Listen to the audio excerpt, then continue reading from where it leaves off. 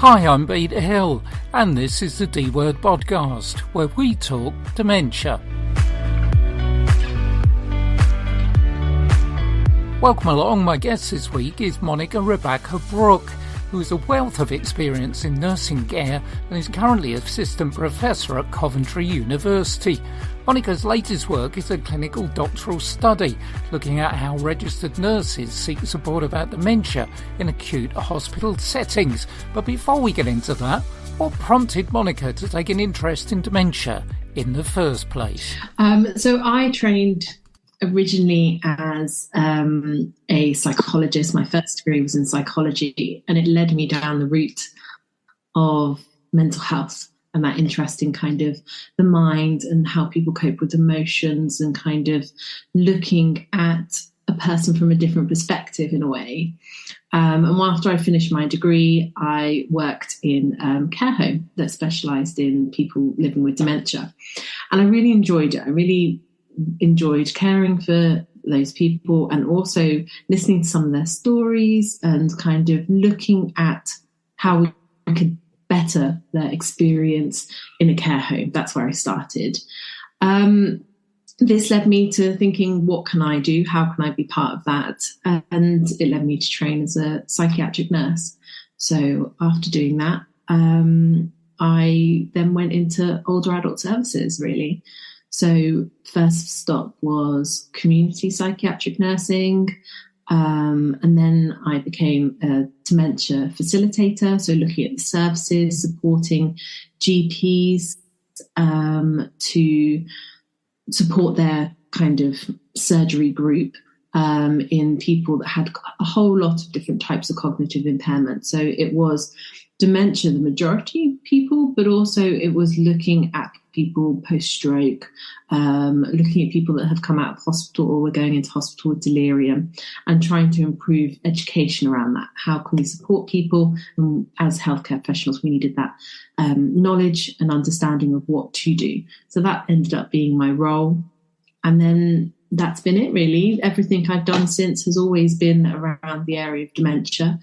Which has led me to my current role where I teach future nurses now at University of Coventry. I now teach our next generations of nurses about dementia, how to communicate with people living with dementia and their carers, looking at holistic care needs, etc.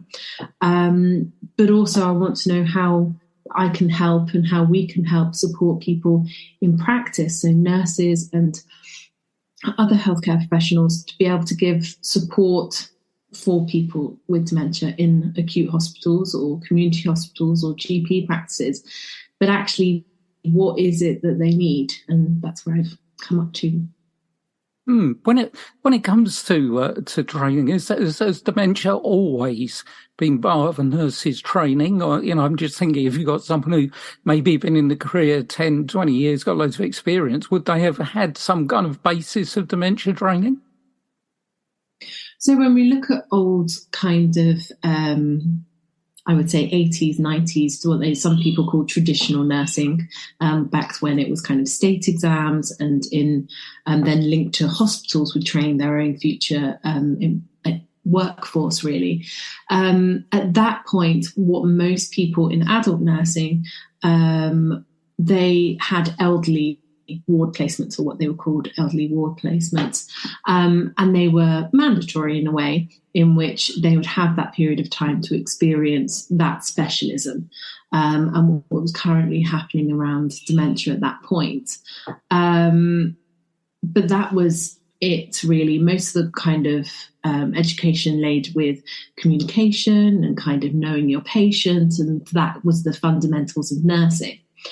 Nowadays, we have set curriculum that we bed into undergraduate nursing, and NHS England have imported kind of nursing-related dementia awareness courses. So they have an education package of tiers.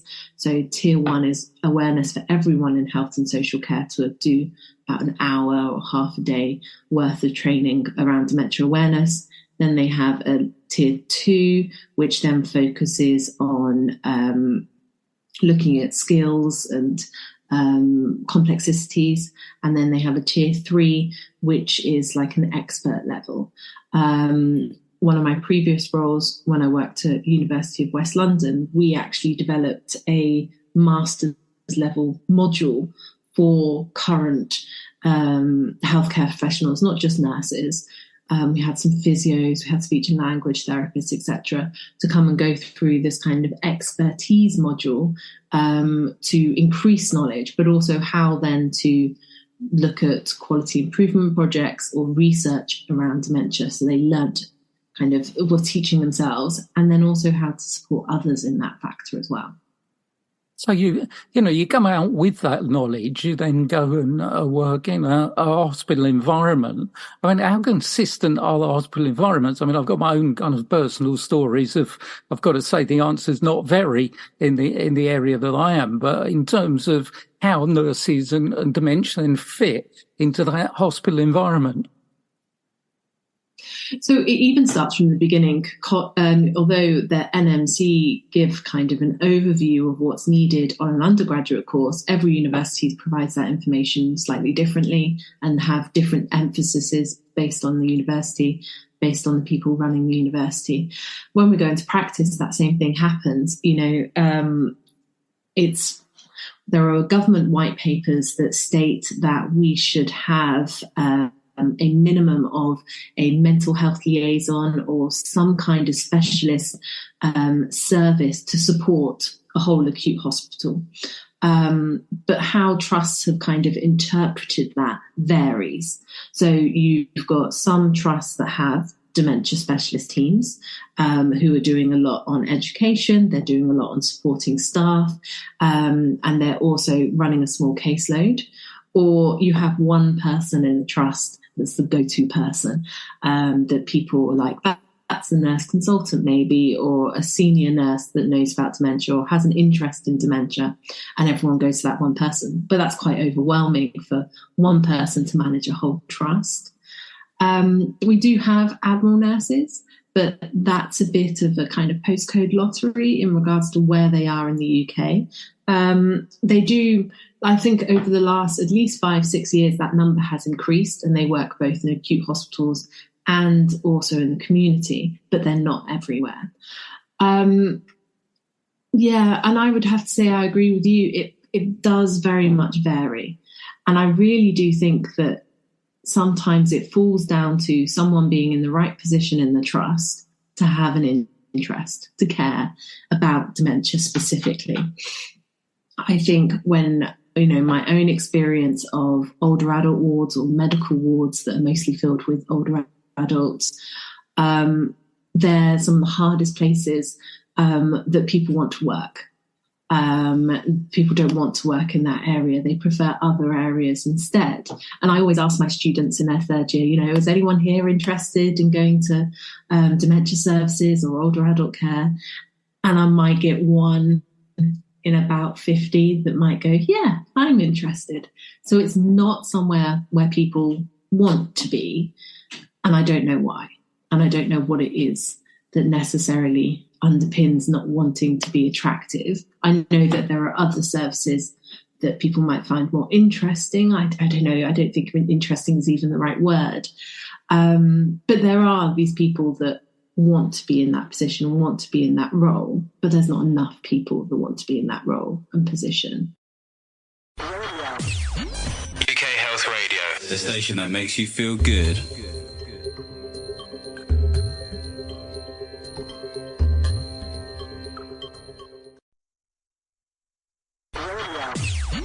UK Health Radio, the station that makes you feel good.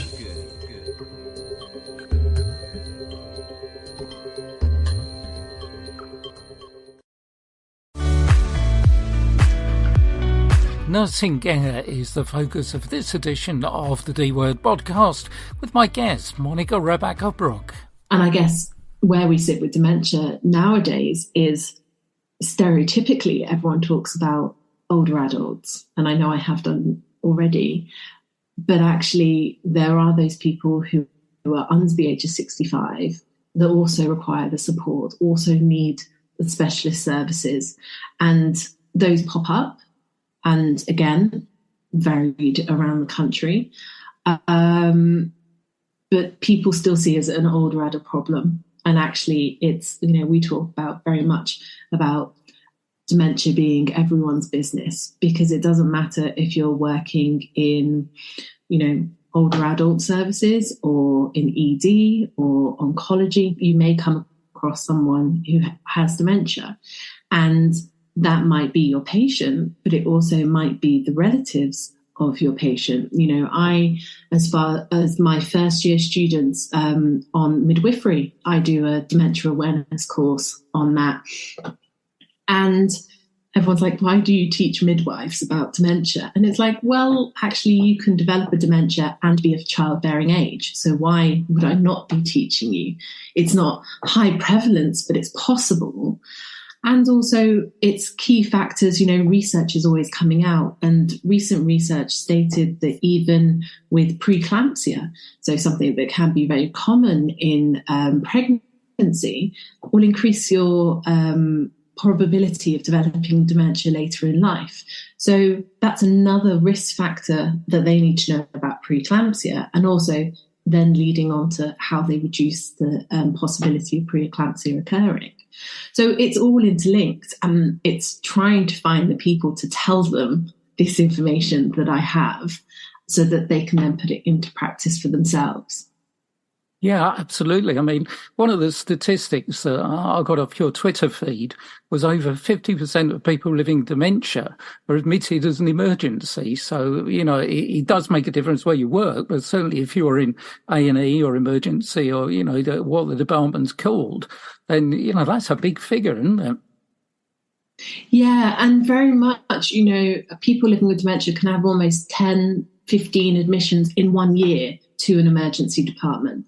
And there's varied research when it comes to whether that admission is needed or not. That's a whole different argument on whether hospital is the right place for someone with dementia to even go to at the beginning.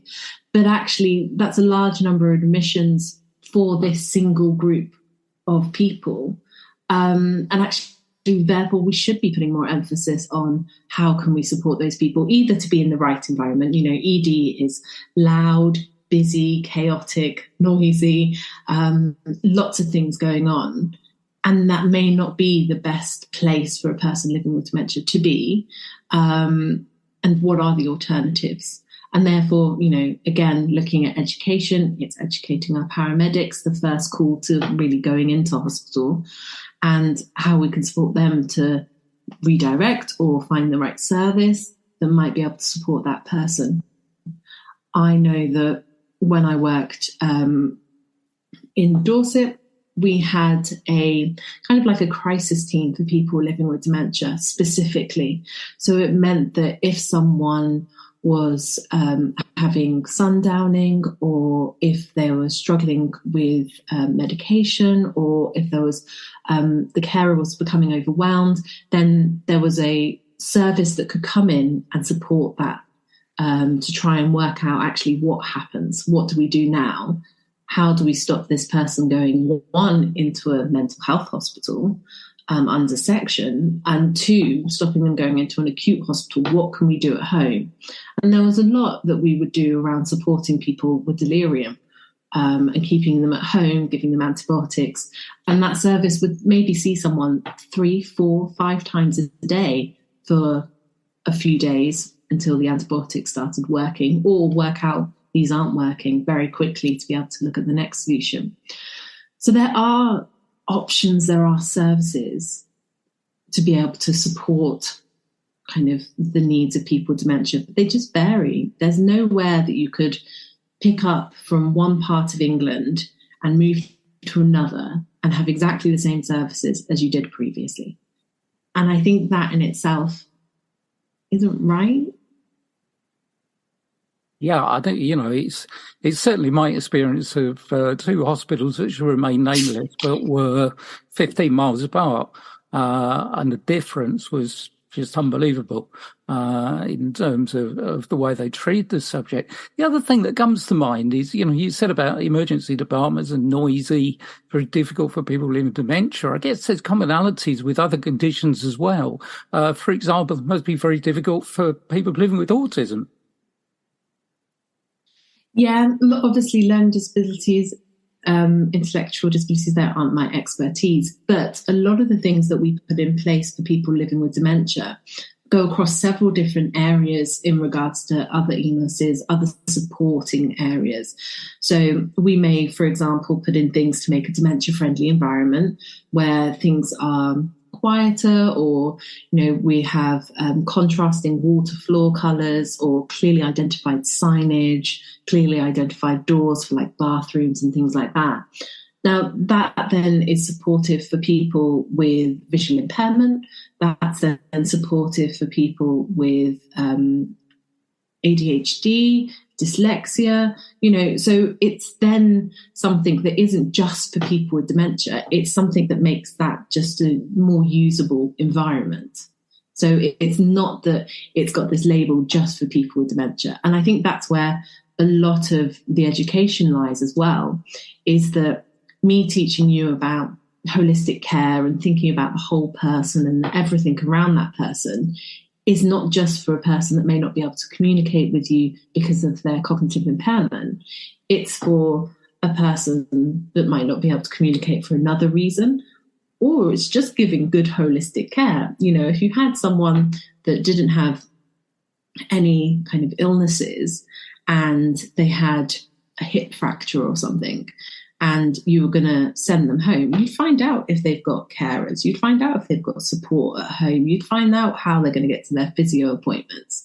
So why not also think about that from a perspective of a person with dementia, thinking about what is it that they need? They might be slightly different needs, but still meeting social needs and still meeting physical health needs, as well as their kind of mental health when it comes to dementia. I spent a lot of time working in public health, and one of my frustrations of working in public health was that dementia was never seen along with heart disease, diabetes, obesity, etc. It was always kind of on its own in this little bubble in the corner. And kind of part of what you're saying is surely we need to bring dementia in with all those other things. What's good for your heart is good for your brain. But it's just getting those messages across, isn't it? Yeah, and I think that's where, like you say, dementia kind of sits on the sidelines. There's a lot going on. Don't get me wrong, since our, David Cameron and the Prime Minister's challenge, that was 2009, a lot has moved forward. Alzheimer's Society are doing a lot of work, both in regards to their community support and research. Dementia UK with their Admiral nurses, Dementia Research UK, there's so much moving forward, but it's just looking at how that then supports other things and other illnesses or people with comorbidities and how things can cross over. I think that it shouldn't just be a blinkered view of, well, this is dementia, this works for dementia, we don't have people with dementia on our wards or our areas, therefore we don't need anything, and next. And it's not like that. It is very much the fact that dementia is one of those illnesses that kind of crosses through every part of life. And, it's also something that crosses through many different stages of life. And I think where we go back to that, dementia is only applicable to people who are older adults.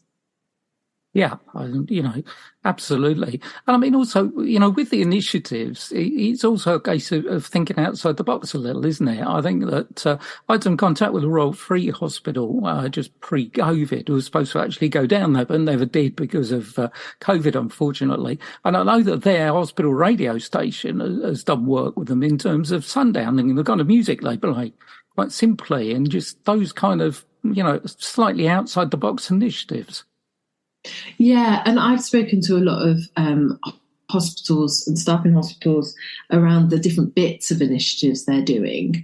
For example, one ED have developed kind of like a quiet room It's a bit of a sensory room as well. And staff say it's for people living with dementia. Again, it's something that may also be appropriate for someone who maybe is autistic. So, it's that crossing over. But they have that space because they identify that ED is very loud, noisy and chaotic, and that might not be the best place to keep someone calm or settled while also managing their care needs. So there are those initiatives, and it's very hard to know exactly who's doing what, where they all are. They're all in different hospitals up and down the UK. They're all doing lots of different things. But there isn't necessarily a central base that I'm aware of for initiatives. Now, there are central bases for education. So in higher education, we have a group called HEDN, where we meet and talk about what we're doing in education. And then that overfills as well into what some of the acute hospitals are doing around education. But that is education based, how knowledge is getting to staff. But it's not necessarily about all the different other initiatives that are going on. Imperial Hospital a few years ago did an initiative around food and how to get people to maintain their calorie intake in hospitals when people living with dementia may not sit into the hospital routine around meal times, breakfast, lunch, dinner, and then nothing apart from toast until the morning. And so they had an initiative called NOSH, in which they developed bento boxes, which were kind of picky foods that could be left out, and people would eat finger sandwiches, finger food kind of things. And they could be out for a number of hours. So it kind of fitted better with a person living with dementia who may want to snack at 11, and the only thing on offer is a tea and some biscuits. Other hospitals have done things similar to that, but there's not necessarily a database of being able to know what that is. It's mostly from hospitals being able to publish that work in journals that we then, when we search and do literature reviews, we're able to find those answers. But again, people need to be comfortable or, know the way around how to publish a journal article to then for that information to come out. Yeah, and even perhaps simpler than that, appreciate journals for professionals, but just to let people know what's going on, perhaps more effective use of social media would also just get some of those messages out there and say, hey, this is what we're doing. And even someone that probably hasn't had a connection with dementia may go through a Twitter feed or a Facebook page and think, wow, isn't that a good idea? Yeah, no, I agree. Social media nowadays is such a useful tool. I don't think we necessarily use it as much as we could do to spread the word of different things. Again, it's about following the right people putting that message out there for us. But yes, I agree. There are, Facebook groups that talk about their different initiatives, or there's a lot. Recently, following different trusts on Twitter, I found them internally. If you follow that hospital, then it tells you what they're doing when things pop up and the little projects they're doing. And that's really useful. But there are so many different trusts in the UK, it's hard then to capture all the work that's being done. UK Health Radio, the station that makes you feel good.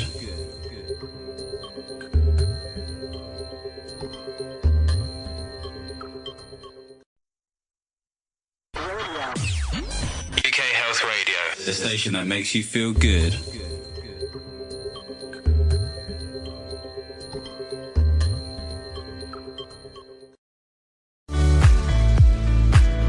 You're in June with the D-Word podcast, and my guest, Monica Rebecca Brooke. So in regards to my clinical doctoral study, I've used Twitter as a way to be able to capture people because of the systems within England and Wales.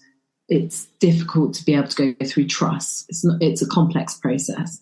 Twitter allows me to capture a lot wider group of people and put my messages out and update regularly, etc. And I've had a good uptake from dementia services. So people working in dementia services wanting to talk to me. But it's harder for maybe some of the other areas I'm looking at.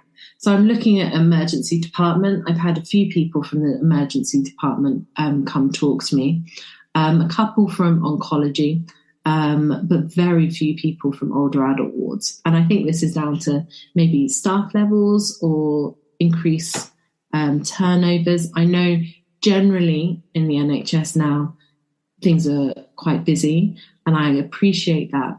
But at the same time, it's needed to get people to talk to be able to find the answers to resolve some of the concerns, maybe.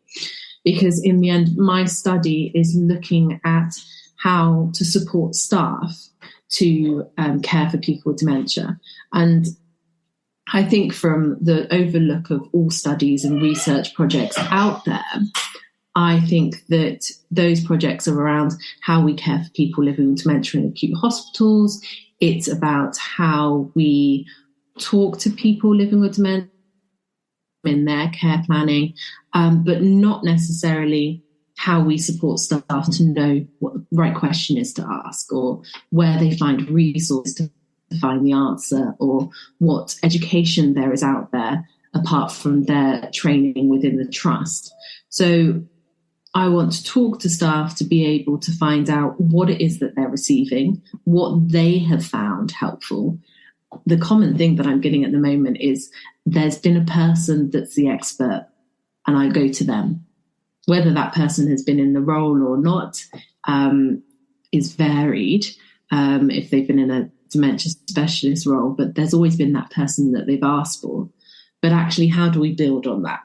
Because like I said before, there are teams of people with that can support staff and support caseloads in acute hospitals, and they may be teams of 5 or they might be teams of 2, or there's an individual person that's taking everything on. And we need to work out how to make a sustainable model to be able to continue that work that clearly works for people, while also managing the expectations and the needs of staff in what information it is that they need. Yeah, do you think, kind of moving on a stage from that, which obviously is really good work, the involvement of people living with dementia? I've got friends living with dementia who I will talk to exactly like I'm talking to you over Zoom, and I always say that they are the experts.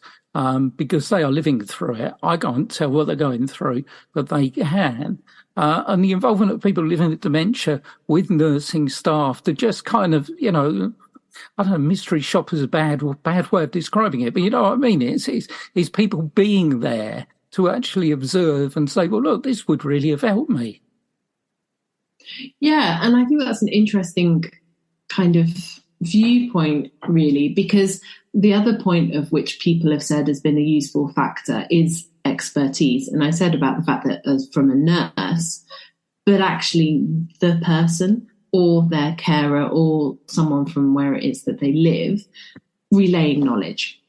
That has also been something really useful that they've said. And it's how we kind of work on that. We have This Is Me documents for people to fill in about their likes, dislikes, and something about them. But that, again, is varied in how much that's used.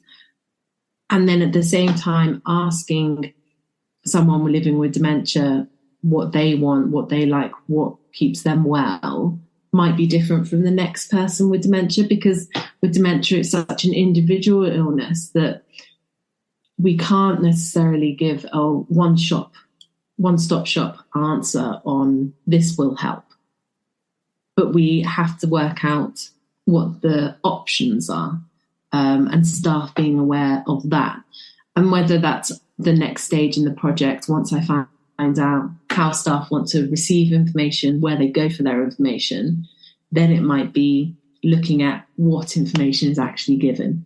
And that may be involving people then living with dementia on, okay, so what's important to you? What kind of information you feel staff need to know? And looking at it from the perspective of that side. Yeah, I think it's a great bit of work, and hopefully, when you do get it published and you get your results, you'll come back and we can talk about that. I mean, in the meantime, if somebody is listening and they want to take part, what do they do? So yes, definitely, I'm happy to come back. I hope to finish by next summer, and come back and talk to you about my results. In regards to partaking, I am looking for qualified nurses who work in older adult wards or the equivalent within their trust, within emergency departments, MAU, AAU, etc. as well are included in that. In the field of oncology and any of the wards, including cancer centres, and looking at anyone who works for what they call a dementia specialist service and whatever that looks like. I then would like them to email me or contact me via Twitter to then meet via MS Teams to talk about, how they sought support. Most interviews have been between about 20 minutes and 40 minutes, so it's not very long. I'm available very flexibly, time-wise, around their busy schedules to be able to kind of support them to be able to talk to me as well. Well, Monica, thank you so much for being available to talk to us.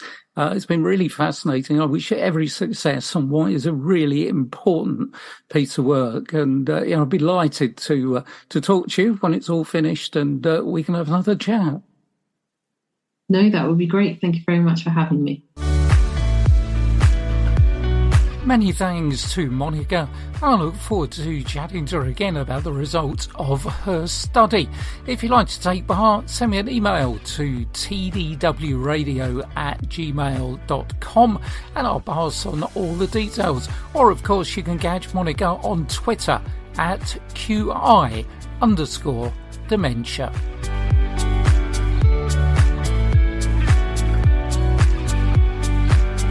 Well, that's it for this edition. Thanks for listening, and I hope you'll join me again soon for another D-Word podcast.